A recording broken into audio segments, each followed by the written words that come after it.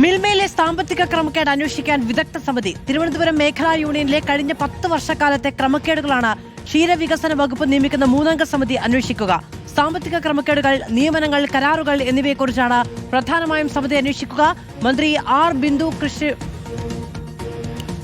ബിന്ദു കൃഷ്ണയുടെ നിർദ്ദേശപ്രകാരമാണ് അന്വേഷണം. എം ജി പ്രദേശ് വിവരങ്ങളുമായി ചേരുകയാണ്. എം ജി പ്രദേശ്, ക്ഷീരവികസന ഡയറക്ടറുടെ ഒരു റിപ്പോർട്ട് നിലവിലുണ്ട്. 3-അംഗ സമിതി മറ്റൊരു അന്വേഷണം കൂടെ നടത്തി റിപ്പോർട്ട് സമർപ്പിക്കും എന്നതാണ് ഇപ്പോൾ അറിയാൻ കഴിയുന്നത്.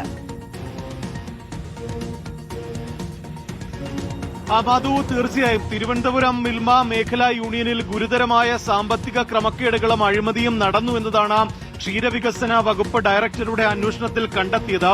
ഇതിന് പിന്നാലെ മേഖലാ യൂണിയനെ പിരിച്ചുവിടുകയും അഡ്മിനിസ്ട്രേറ്റീവ് ഭരണം ഏർപ്പെടുത്തുകയും ചെയ്തിരുന്നു. പക്ഷേ ഈ 10 വർഷത്തെ ഇടപാട് കൂടി അന്വേഷിക്കാനാണ് ഇപ്പോൾ സർക്കാർ തീരുമാനിച്ചിരിക്കുന്നത്.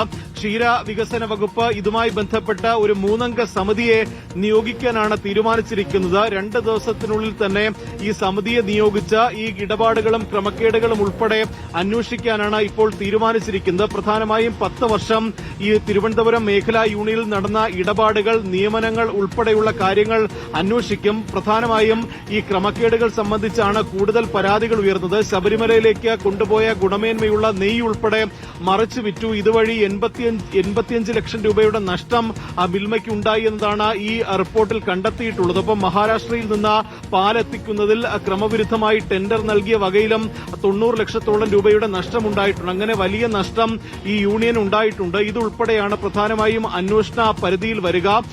മാത്രമല്ല, ഈ അഴിമതി, സ്വജനപക്ഷപാതം ഉൾപ്പെടെ അവിടെ നടന്നിട്ടുണ്ട് എന്ന് ഈ റിപ്പോർട്ടിൽ കണ്ടെത്തലുണ്ട്. അതിന്റെ കൂടി ഭാഗമായാണ് 10 വർഷത്തിനിടെ തിരുവനന്തപുരം മേഖലാ യൂണിയനിൽ നടന്ന നിയമനങ്ങൾ ഉൾപ്പെടെ അന്വേഷിക്കാൻ ഇപ്പോൾ തീരുമാനിച്ചിരിക്കുന്നത്. മാധു. യെസ്.